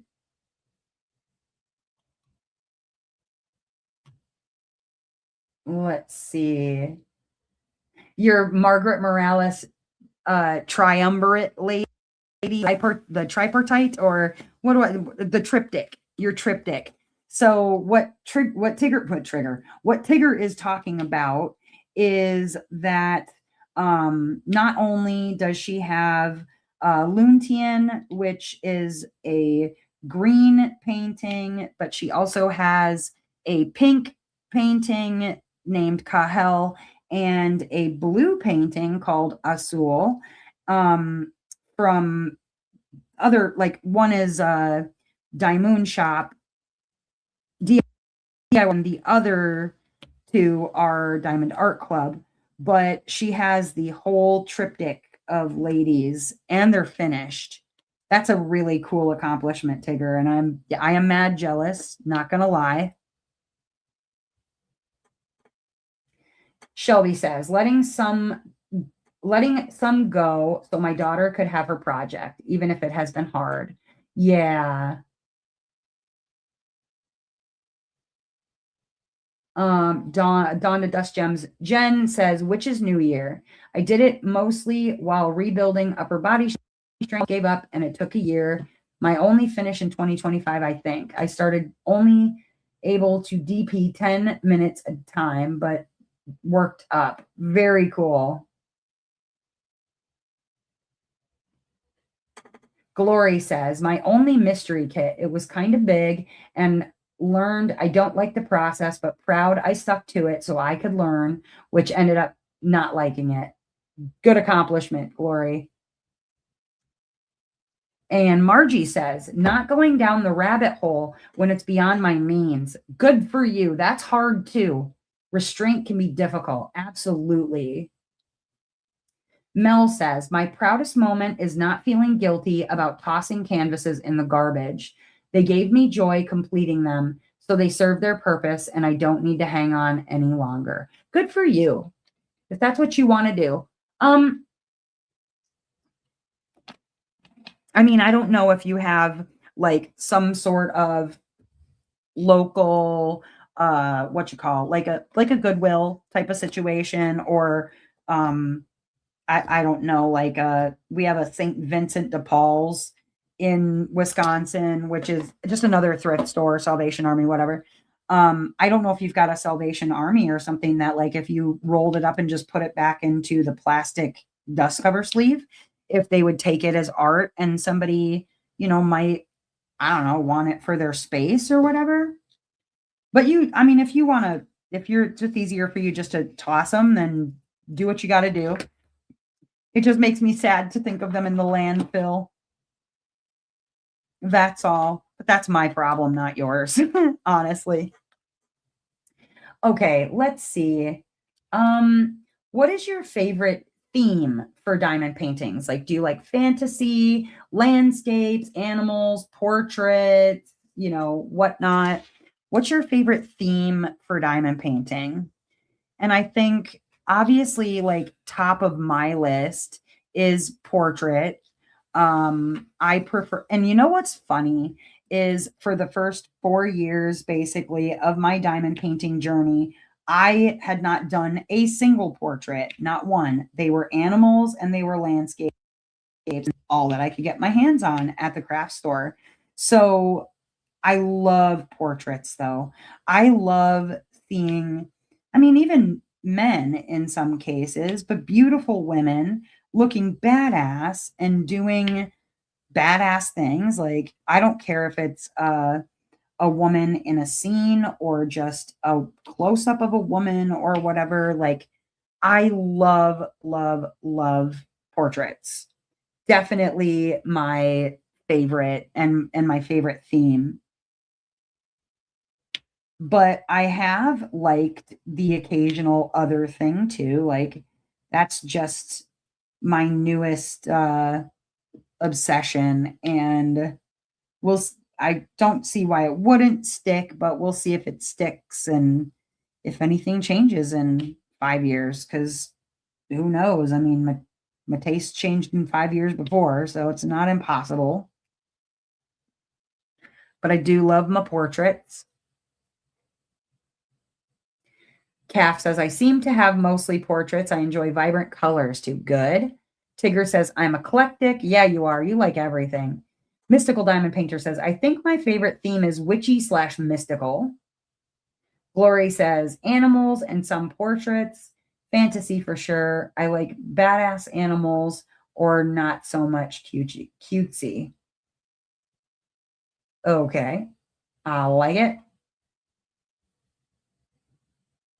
Ooh, Gary likes surreal, like Color Out of Place or Yume's Galaxy stuff. Yeah, love it. Jen Christensen said, I just had my 1 year DP anniversary. Nicely done. Still enjoying discovering new types. Haven't found one I don't like yet. That is very, very lucky. Because I'll tell you, like, I'll do a landscape, I'll do an animal here and there, but that is definitely not what I'm buying a whole lot of. Like, if it really has to catch my eye if I'm going to pick up like a landscape or you know, animal of some kind. Like, I'm probably the like not the most picky, but I can be when it comes to my time, just because I know, these take a long time and I don't want to spend the rest of whatever's left of my life just working on diamond paintings I hate. So, you know, mix it up. Okay, let's see.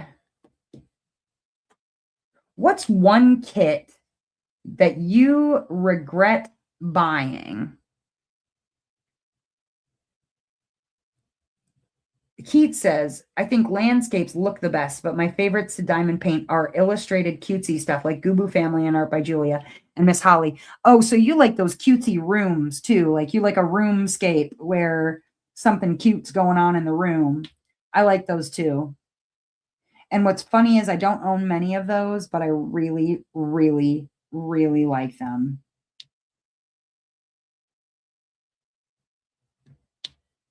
Okay, let's see. So tell me about a kit that you regret buying.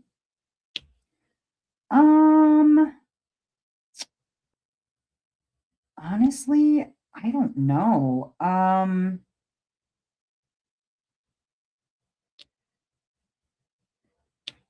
do not know.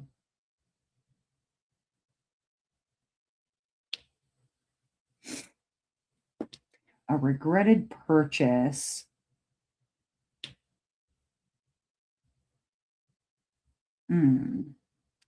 I think there are a couple of like canvases from certain companies that I purchased early on, not necessarily knowing much about their quality at the time. And this was before this company decided to like overhaul everything with their grid and start fixing things.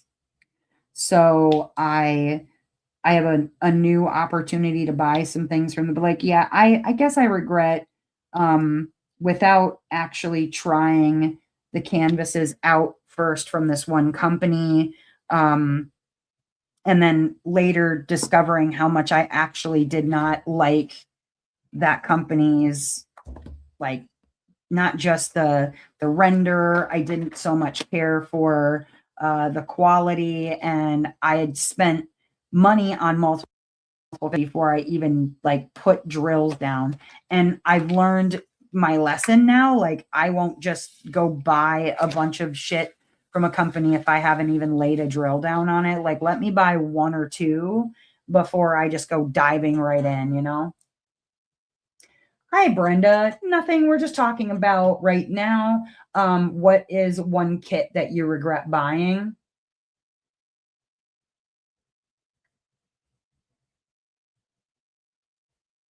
Baking Witch, Diamond Art Emporium. Shelby, I hear you.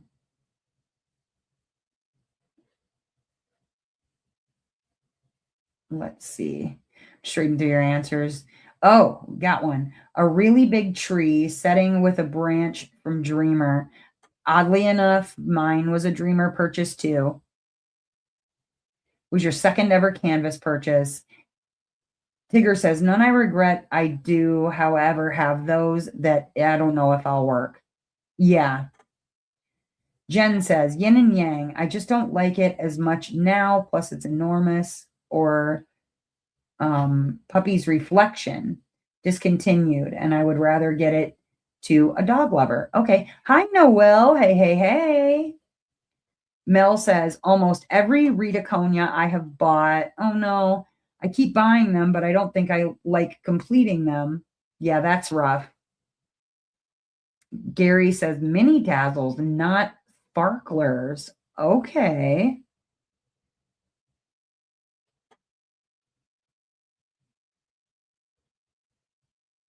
Okay. Noel says, I've fallen in love with the Karen Yumi I'm working on, but a urgent purchase.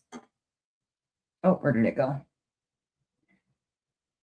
I've fallen in love with the Karen Yumi I'm working on, but a regretful purchase is hard to pick. I'm with Tigger. Okay.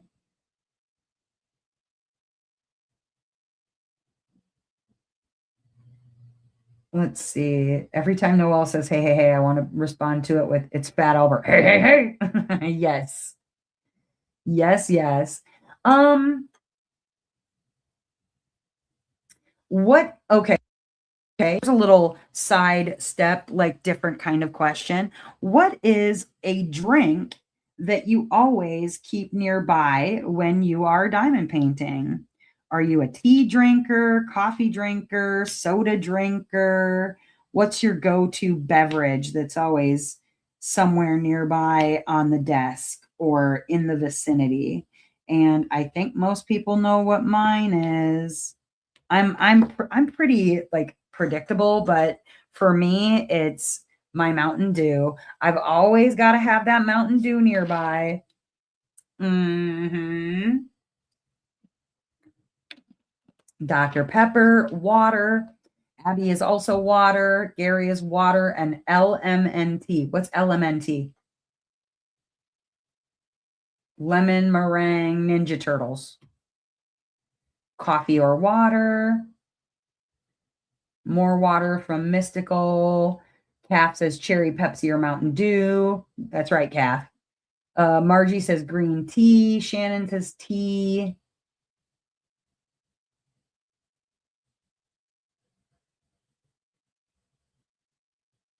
Let's see. In the morning or afternoon, coffee and Dr. Pepper cream soda. Oh. Keith says either my Waterloo or ginger ale. Unless you just meant water. Pronounced element. But LMN. Oh, but water flavor. What is water flavor? Jen says, I run dry. I'm fluid restricted, but I love a water or sweet tea. Water if it's cold or smart water bottle brand. I can't drink water unless it is cold. I can't drink like room temperature tap water. Barbara says Sprite. Heck yeah. Okay. Here's another one. Do you watch TV, YouTube, or listen to music or an audiobook while you paint? What's your like go-to like entertainment, or do you just want it to be dead silent? And for me, it kind of I change it up a lot. Okay. So often it'll be YouTube, but it's like lately I've been watching a lot of Pop the Balloon, which is like a dating show. Don't ask me why. I have no idea why I'm so fascinated with this show. But I won't listen. Like I haven't listened. I shouldn't say I won't. I haven't listened to any audiobooks. But that's because I don't currently have like a book app on my phone. And I don't want to pay for a book app like subscription or whatever. 'Cause I think I would get way more reading done if I was listening to audiobooks instead of, you know, being a dingus. Occasionally trash reality TV. Yes. Okay. So with that, it'd be like Rock of Love, Flavor of Love, Daisy of Love from VH1. I've been watching a lot of that. Sometimes I'll watch things that are a little bit more, like lighthearted, like Love on the Spectrum, or just something feel goody, or it'll be like, all right, let me search through Hulu and find whatever like true crime series that I can binge watch. because I'll sit and binge watch like crime shows. It's like, alrighty. Geez, threw my pen. No. Here he said, I tell Ziggy to play rock or alternative from 80s or 90s. Nice. Okay. I don't know what Ziggy is, but Margie says, my ears are ringing 24/7. Oh no. Listen to music in the background to drown it out. Like tinnitus. Could never listen to a book. Tried it before and realized I'd suddenly spaced out. Yeah. I tried to call Alexa Ziggy and I just couldn't remember. Oh, okay. Jen says, silence is good. Music is great. YouTube is a hit or miss depending on day. Not much else, but I talk on voice chat or phone a lot while DPing. Cool. Abby says, lately, YouTube commentary channels, documentary type videos, craft channels.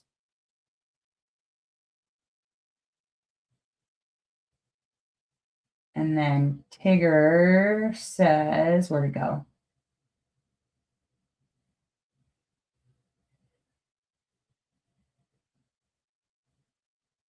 Oh.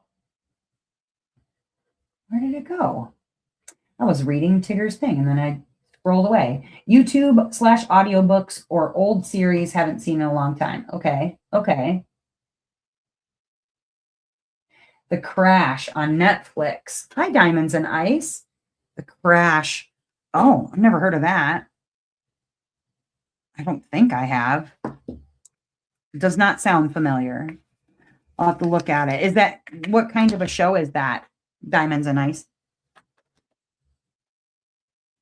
YouTube music, Vicky. Vicky is Asian TV dubbed with great shows. Oh, that's cool. April says, I love that you read everyone's. I don't have to look up stop read while I diamond paint. Thank you for that. You're welcome. You're welcome. Heartsies for you. The Crash went viral. Yeah, I don't know. The documentary. I love documentaries, so I might have to look that up. Might have to look that up. Maria says, I use Libby to borrow audiobooks from my library for free. I didn't want to pay either. Yeah. I might have to look into that. Might have to look into that.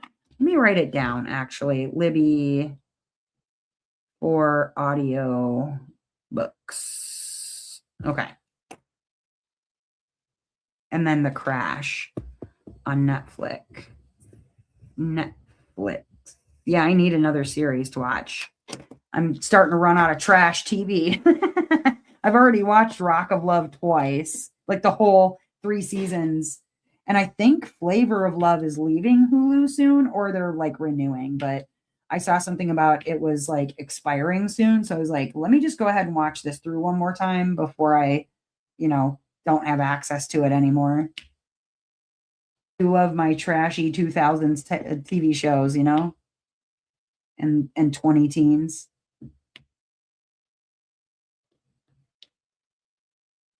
Because I'm a elder millennial / young Gen X with a problem. Oh no. Did you see that? The whole tray just went wee. Thankfully, most of the drills stayed in the tray. That was handy. Not all of them though. That's okay. I got extras of those. But most of them are on the floor. Oh. Wah, wah, wah, wah. Well, there's my first spill with this canvas in a minute, so that's okay. I'll get those later if I feel like it. We'll see if I run out first. I probably have spares, so I'm not so much going to worry. But I wanted to look up another question before I threw my drills off the table. Drills and the tray. I don't even know how it happened. They just went a-flying. It does look like it kept up. It did surprisingly keep a bunch in there. I mean, granted, there's a bunch on the floor too, but I get there. Mighty impressed though, Gary. Mighty impressed. I think it's probably because the spout is on this side instead of right in the middle. I think if the spout were right in the middle, they probably would have all gone on the floor instead of maintaining any of them. So yeah, that's some Gary slash ephemera 3D craftsmanship right there. Saving yo shit from going on the floor. All right, I'm going to keep this out so I can check that later. Check that out in a minute. Wish I could take credit for the design. Yeah, I know, right? Ephemera 3D is good stuff. Okay, one last question because we've got about 6 minutes. What? Okay. Okay. Last-ish question. We'll see how long it takes. Do you like to diamond paint during what time of day do you like to diamond paint? During the day, during the night?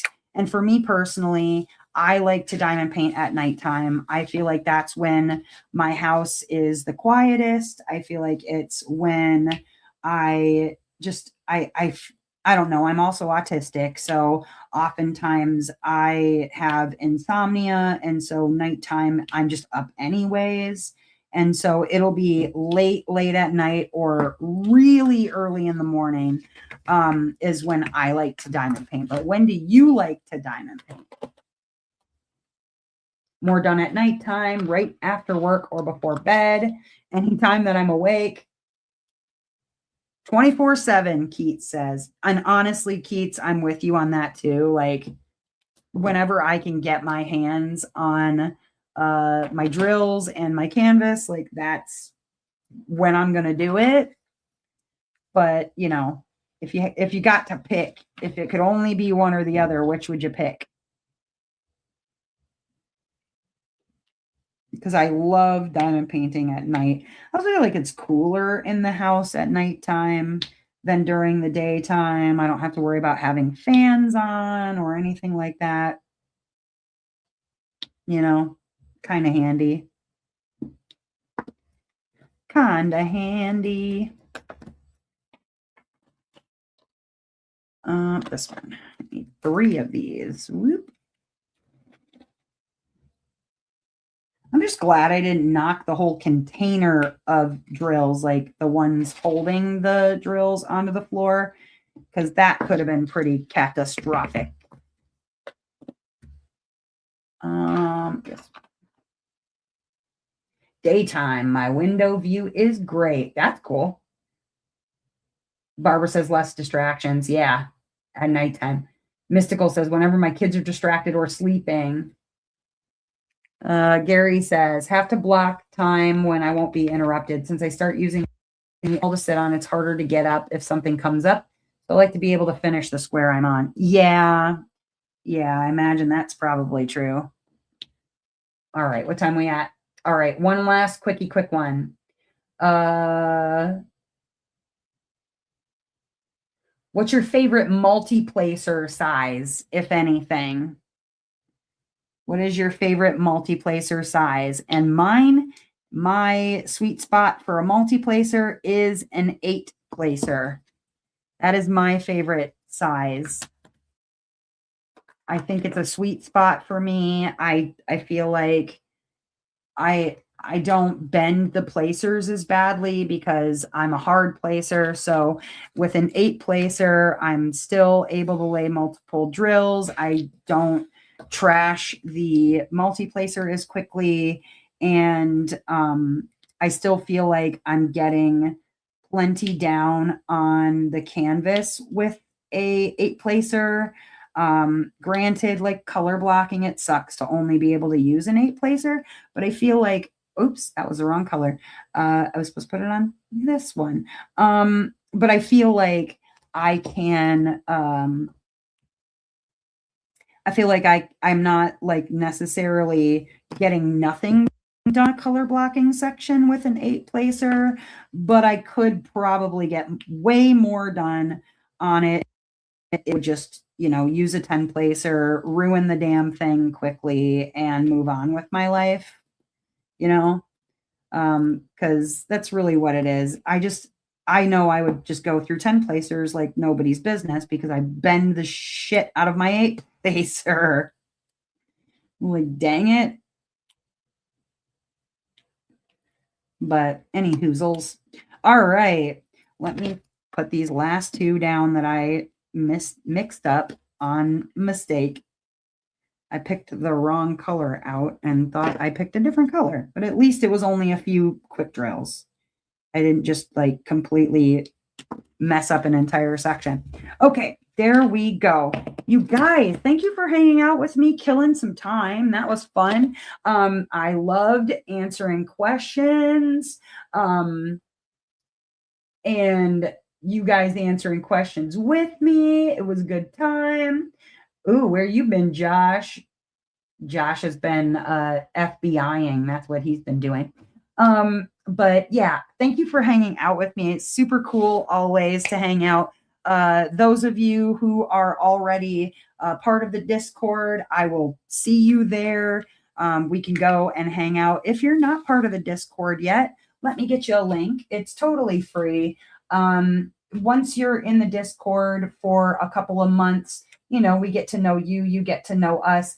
Then I move your access over so that you can come into voice chat with us. I've got to do an update to make sure that our 2-month people are able to access the Discord after chat, voice chat. Although there's always general chat open for people who want to go in and just hang out with people they've never met before and chat in there.